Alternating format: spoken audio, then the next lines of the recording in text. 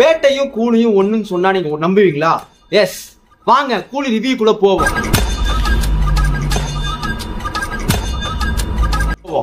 கூலி ரஜினிகாந்த், சத்யராஜ், நாகார்ஜுனா, ஆமீர் கான், உபேந்திரன் இப்படி நிறைய பேர் நடிச்சிருக்கிற படத்தை லோகேஷ் கனகராஜ் எடுத்திருக்கிறது எல்லாருக்கும் தெரியும்.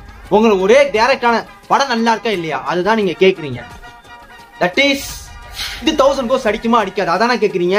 தட் இஸ் எல்லாத்துக்கும் ஏன் கொஸ்டின் மார்க் போடுறேன்னு பாக்குறீங்களா? கூலி ஃபர்ஸ்ட் டே ஃபர்ஸ்ட் ஷோ பார்த்துட்டு வந்திருக்கேன். அந்த பார்த்த ஒரு வைப்ல பேசிட்டு இருக்கேன். ஃபர்ஸ்ட் பாசிட்டிவ் நெகட்டிவ் பாக்குறதுக்கு முன்னாடி நெகட்டிவ் ஃபர்ஸ்ட் பார்ப்போம். நெகட்டிவ் இது ஃபர்ஸ்ட் எல்லாருக்குமே தெரிஞ்சதுதான். சயின்ஸ் ஃபிக்ஷன் கதை, அந்த கதை இந்த கதைன்ட்டு ஏதோ கதை சொன்னாங்க. பட் இது நார்மலான ரிவெஞ்ச் ஸ்டோரி கதை.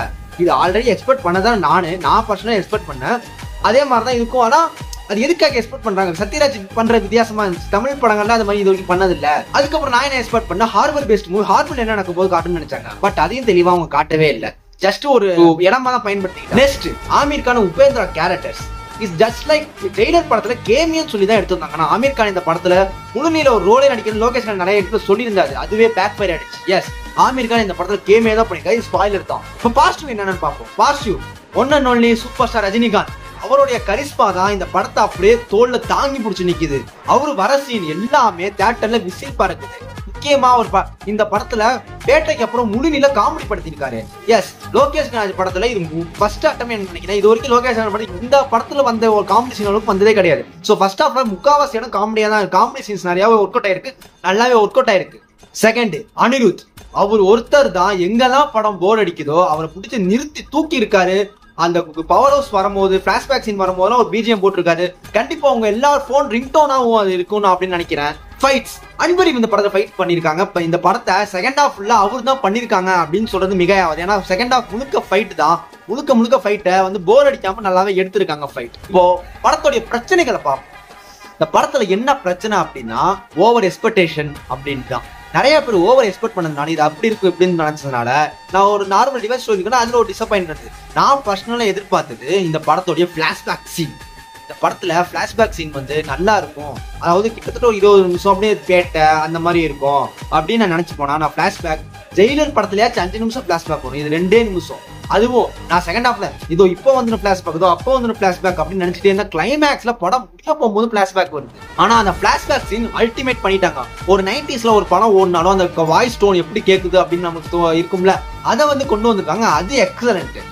பிளாஷ்பேக் மட்டும் அதுல ஒரு கதை ஒரு 3 நிமிஷம் சிங்கிள் ஷாட் சீன் ரஜினி அது பிளாஷ்பேக் சொல்லிருமான்னு இருக்கும். அதை மட்டும் ஒரு பிளாஷ்பேக் வச்சுட்டாங்க, படம் அல்டிமேட் எங்கேயோ போயிருக்கும். அது என்னன்னு தெரியல. ரஜினி கடந்த ஒரு 4-5 படமா அடுத்தவங்களை காக்கிற படமாவே நடிக்கிறாரு. எக்ஸாம்பிள் பேட்டை. கிட்டத்தட்ட இந்த பேட்டையும் இந்த படமும் ஒண்ணுதான். பேட்டையும் ஹாஸ்டல் வார்டனா இருப்பாரு, இந்த படத்துலயும் மேன்சன் வார்டனா இருக்காரு. பேட்டையில தன் நண்பருடைய பையனை காப்பாத்துவாரு, இந்த படத்துல தன் நண்பனோட பொண்ணை காப்பாத்துறாரு. கிட்டத்தட்ட பேட்டைக்கும் கூலிக்கும் ஒண்ணுதான். First half Karthik Subbaraj direct பண்ணி தான் எப்படி இருக்கும் அந்த மாதிரிதான் இந்த ஃபர்ஸ்ட் எடுத்த ஓப்பனிங் சாங், அப்புறம் ஃபைட்ஸ், காமெடி இப்படி நல்லாவே கொண்டு போயிட்டே இருந்தாரு. ஃபர்ஸ்ட் ஹாஃப் வரைக்கும் இது லோகேஷ் கனகராஜ் படமா இல்ல. ஆனா செகண்ட் ஹாஃப் லோகேஷ் கனகராஜ் படம். அதாவது நான் கேரக்டருக்கு இம்பார்ட்டன்ட் கொடுக்குறேன், நல்லா எழுதுறேன் அப்படின்ட்டு சோபின் சோஃபர் அதுக்கு அவங்களுக்கு ஒரு வைஃப் கேரக்டர் இதுல ரொம்பவே எழுதிட்டாருன்னு சொல்றாங்க. கிட்டத்தட்ட படத்துடைய காமன் நேரம் அந்த கேரக்டருங்களே ஆக்குபை பண்ணிக்கிடுச்சு. முக்கியமா ஏஜென்டினா மாதிரி ஒரு சீன் இருக்கும். அதுக்கு ஆடியன்ஸ் கத்துறதா இல்ல அமைதியா இருக்கிறதா தெரியாம இருந்தாங்க. பிகாஸ் அது வில்லன் சைட்ல அது இருந்துச்சு. அது பெருசா அந்த அளவுக்கு ஒர்க் அவுட் ஆகல.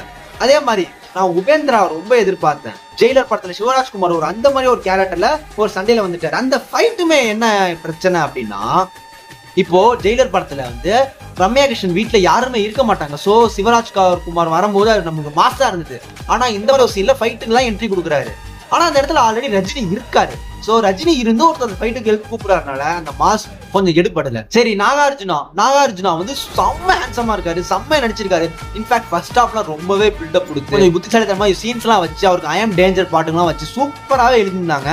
பட் ஆனா போக போக போக போக அதை எடுபடல. சோபின் சோபர் அந்த கேரக்டர் கொஞ்சம் சைட் போட்டுச்சே சொல்லலாம். தேவையில்லாத கான்ஃபிடன்ஸ் சோபின் சோபர் நாகார்ஜுனா வந்திருக்கோ அப்படின்னு எனக்கு தோணுச்சு. அதாவது ஒரு படம் நல்லா உட்காந்து எழுதணும்வாங்க. இந்த படம் ஓவர் ரைட்டிங்னாலேயே கொஞ்சம் அமிங்கிடுச்சு, ரஜினிக்கு இம்பார்ட்டன்ஸ் கம்மியாயிடுச்சு அப்படின்னு நான் பர்சனலா ஃபீல் பண்றேன். ஆனா இந்த படம் போர் அடிக்குது, போன் எடுத்து நோண்டுற அப்படின்னா எங்கேயுமே வைக்கல. நம்ம அடுத்ததுன்னா கொண்டுதான் போச்சு. ஆனா நம்ம ஓவர் எக்ஸ்பெக்டேஷன் தான் இந்த படத்தை கொஞ்சம் கம்மியா இருக்குமோ அப்படின்னு தோணுது. என்ன கேட்ட இந்த படம் ரஜினி ஃபேன்ஸுக்கு பிடிக்காதுதான் எனக்கு தோணுது. ஏன்னா நான் ரஜினி ஃபேன்ஸை கேட்ட வரைக்கும் அப்படின்னு சொன்னாங்க.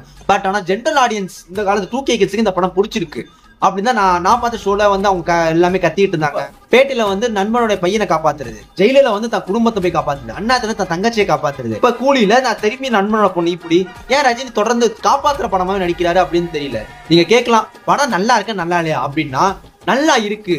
ஆனா இது நீங்க வந்து ரொம்ப ஹை எக்ஸ்பெக்டேஷன் வச்சு போகாம ஜஸ்ட் பிளாங்கா போனீங்கன்னா செம்மையா என்ஜாய் பண்ணிட்டு வரும். ஆனா இந்த படம் இன்னொருத்தன் ஒர்க் அவுட் ஆகும், ஒர்க் அவுட் ஆகாது. ரெண்டு விஷயம் இருக்கு. இது ஒர்க் அவுட் ஆனவங்களுக்கு இந்த படம் ரொம்ப பிடிக்கும், ஒர்க் அவுட் ஆன படம் அந்த அளவுக்கு பிடிக்காது. ஃபேமிலி ஆடியன்ஸ் பிடிக்குமான்னு கேட்டா அது எனக்கு கண்டிப்பா கேள்வி மார்க். ஏ சர்டிபிகேட் வர ஆல்ரெடி. இந்த படத்துக்கு ஏன் கொடுத்தாங்கன்னு தெரியல. பிகாஸ் ரொம்பலாம் வன்முறை, விக்ரம் ஜெயலலிதா கூட வன்முறை இல்ல, கெட்ட வார்த்தைகள் அவ்வளவா இல்ல, ஆபாசங்கள் இல்ல. பை வந்து கொடுத்துருக்காங்க அப்படின்னு தெரியல. ஸ்ருதிஹாசன் கேரக்டர் நல்ல ஒரு டீசன்டான கேரக்டர். இன்ஃபேக்ட் ஸ்ருதிஹாசனை சுத்தி தான் இந்த வந்து ஓடுது. நான் ஒரு வீடியோல சொல்லியிருந்தேன் 1000 கோடி அடிக்கிறதுக்கு என்ன கிரைட்டீரியா அப்படின்ட்டு. லேடி சென்டிமெண்ட், இந்த படத்துல லேடி சென்டிமெண்ட் ஸ்ருதிஹாசன் கேரக்டர் நல்லாவே ஒர்க் அவுட் ஆயிருக்கு. ஆமீர் கான் அவருக்கு படம் முடியும் போது வராரு. நான் கூட ஏதோ ரோலக்ஸ் எஃபெக்ட்ல கூட இருக்குன்னு நினைச்சேன். பட் அவரை வந்து அவருமே வந்து ரஜினியை புகழ்ந்துட்டு போறாரு. நான் ரஜினி ஃபேனாவே சொல்றேன், புகழ்றான் அப்படி ஓகே. அதுக்குன்னு வந்து உன்னை எதிர்பார்த்துட்டு டக்குன்னு புகழ்ந்துட்டு போறது ஒரு மாதிரியா இருந்துச்சு. பட் ஆனா இந்த படத்துக்கு செகண்ட் பார்ட்டுக்கு லீட் விட்டு முடிச்சிருக்காங்க. ஆமீர் கான் தான் அடுத்த பாட்டோட வில்லன்னு இதுல வந்து பார்த்தாலே தெரியுது. செகண்ட் ஹாஃப் முழுக்க ஃபைட் இப்படிதான் இருக்கு. செகண்ட் ஹாஃப் முழுக்க அன்பளிக்கு டைரக்ட் பண்ண மாதிரி இருக்கு. ஸோ கொஞ்சம் ஃபைட்டை குறைச்சிட்டு கொஞ்சம் சீன்ஸ் நல்லா புதுசா யோசிச்சு வச்சிருந்தா இந்த படம் பர்ஃபெக்டான சூப்பர் படம். இந்த படம் எப்படி என்ன கேட்டா வந்திருக்கான்னு தோணுச்சுன்னா என்னோட personal opinion. First half okay, அதை கை வைக்க வேணாம். செகண்ட் ஹாஃப்ல பிளாஷ்பேக் சீன் ஒரு 20 நிமிஷமோ அரை மணி நேரம் பேட்ட படம் மாதிரி வச்சுட்டு அப்புறம் நாகார்ஜுனா வந்து அவர் இன்னும் பில்டப் பண்ணி கிளைமேக்ஸ்ல வந்து ஆமீர் கானும் நாகார்ஜுனா ரஜினி சோபின் இந்த 4 பேருக்குள்ள சண்டை வர மாதிரி வச்சிருந்தா இந்த படம் கண்டிப்பாக டாப் மேட்சா இருக்கு. கூலி போலாமா வேணாங்க, கண்டிப்பா போங்க. தியேட்டர் எக்ஸ்பீரியன்ஸ் முக்கியமான படம். முக்கியமான ரஜினியோட மாஸ் சீன்ஸ், கரிஷ்மா, அனிருத்தோட பிஜிஎம் இந்த படத்துக்கு போலாம். ஆனா இது 1000 கோடி அடிச்சு பாக்குமா, ஹிந்தில ஒர்க் அவுட் ஆகுமா, ஓவர்ஸ்ல ஒர்க் அவுட் ஆகுமான்னு பொறுத்து இருந்தா பாக்கும். கூலி பிடிச்சும் போகலாம், பிடிக்காமவும் போகலாம்.